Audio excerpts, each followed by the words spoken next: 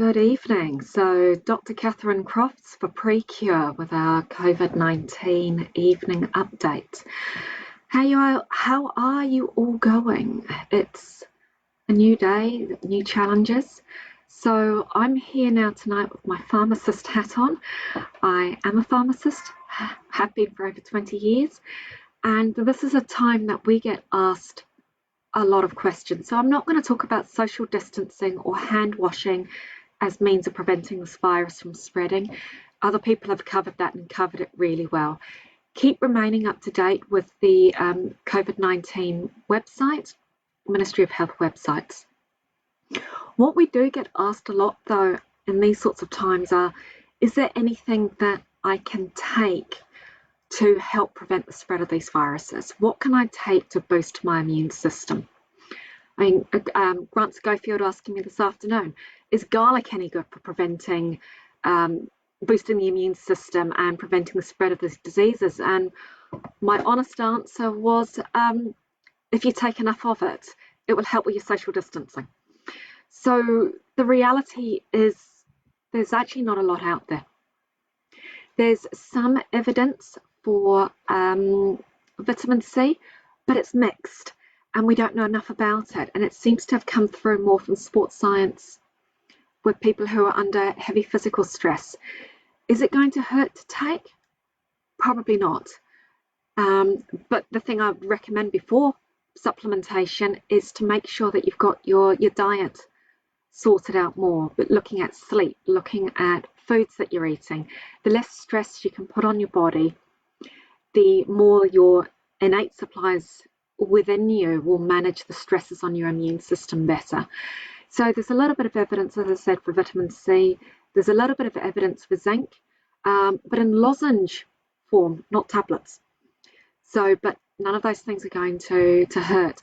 Maybe there's some evidence for elderberry extract. I think the current trade name is Sambucol, but there's probably a couple out there, but it's rather expensive. There is some evidence against some viruses. Is it something that I'm running out to get?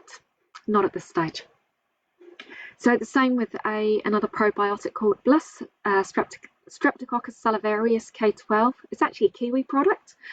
There's not a lot of evidence around it, but it may, for some people, help to it boosts. It's a natural probiotic for the back of the mouth and throat, back of the nose, and people have got higher levels of Strep salivarius K12 seem to pick up lower amounts of infections, but we still need more evidence through with it. So that's a lot of the supplements. The other thing around pharmacy at the moment is there's a lot of information, good, bad and indifferent, about other products out there at the moment, especially some of the antihypertensives. There's some reports out there that people on certain types of antihypertensives, especially the ACE inhibitors or the angiotensin receptor blockers, sometimes known as ACE2s, sometimes people have had a worse reaction when they've had the virus if they're taking these medicines. That may be true, but we also know that people who have got hypertensive issues had slightly poorer outcomes associated. So whether it's the antihypertensive medicine, whether it's the underlying condition, I don't think we know fully these answers yet. What I will say is don't stop taking any of your medicines in a hurry without talking to your prescriber or pharmacist first. Uncontrolled blood pressure or other medical issues will be far more damaging to your health in the long term than the potential issue associated with these medicines. So please don't stop taking any of your regular medicines. The other medicine that's coming up in the news with this virus is the anti-inflammatories. Ibuprofen, also known as Nurofen or Maxigesic, or Voltaren, diclofenac. There's some reports coming through that these medicines have worsened the virus for some people. Again, the noise is, it's still too early to say really what's happening, but there's a couple of things around this one. One, if you're taking these medicines for regular medical conditions, do not stop taking them.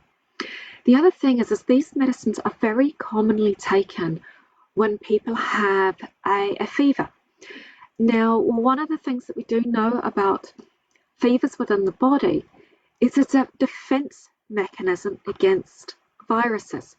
And it seems that most viruses thrive best in the body when the body's at a normal body temperature. So if the body's got a fever, then it's its way of trying to drive out the virus. A mild fever may, and I'm saying may, we don't know fully, be beneficial for helping the body's defenses get rid of the virus. So potentially a mild fever may be helpful for the body's defense systems. And this might be why we're getting some mixed reports as to whether saunas might be boosting immune systems, raising the body temperature. It might boost the body's natural defense systems. It might aid them.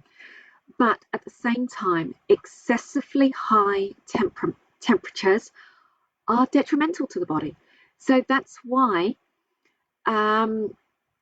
we do want to manage fevers, and we often recommend people take medications to help manage fevers. But in the first instance, I would be taking paracetamol, not ibuprofen. And if you've got symptoms where you're going, isn't this? Hopefully that's not too many of you. I would still be taking paracetamol first line rather than ibuprofen at this point in time. So all of these comments that I've put up are in the pre-cure fact sheet on supplements of prevention, which Louise has just posted in the comments below. And a question's just popped up. Any particular concerns about dehydration, especially agents that can cause it? I'd probably be doing my best at the moment to be avoiding dehydration.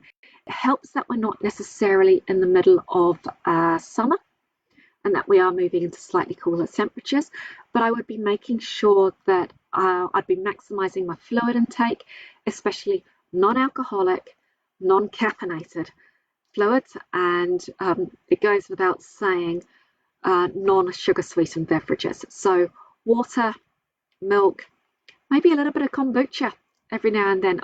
The probiotics in it are not going to hurt.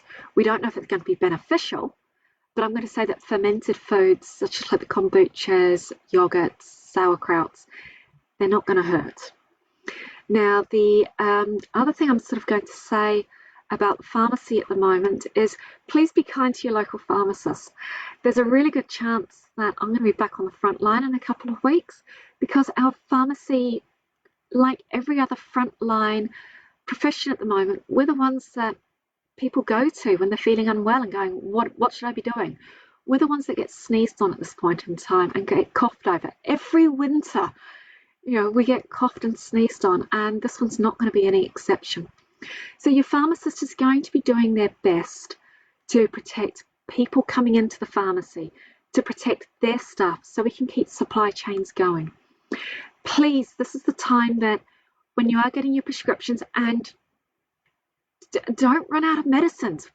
If you're taking a regular medicine, you're getting down to 2 weeks left, this is time to phone your local medical centre and to find out if they can fax your prescription through to the pharmacy. Yes, there might be some charges around this on both the medical centre and the pharmacy side of things, but that might be better than showing up in person to some of these places. A lot of pharmacies will do deliveries. Again, there's often an extra cost and you won't necessarily get your medicine immediately. But if you are older, immunosuppressed, wanting to maintain your preventative health distances and maintaining social isolations, this can actually be a good thing. But if you are in the pharmacy, drop your prescription off. Find out when it will be ready and leave. Please don't window shop at this point in time. Often we encourage it because those little impulse purchases aid to the pharmacy's benefit. But at this point in time, we're going to say don't self-select, don't wander around the shop, because a lot of very vulnerable people come in and are wanting to maintain that. Well, sorry, maintain their safety, everybody's safety, especially the staff, so that we can keep the pharmacies open. Pharmacies may have to restrict hours, restrict the number of people who are coming in. The other thing that we may have to restrict is how much medicine we can give you at any one time, whether that's on prescription or over the counter. We have enough medicine under normal circumstances. We just can't afford panicked situations. So that's it from me, unless there's any other questions coming through. Keto victory, yep, milk. Milk's probably a very good thing, especially full fat milk. It's got your vitamins, it's got a lot of electrolytes in it. And if somebody's not eating particularly well, it's protein and calories. So yes, milk, yogurt as well.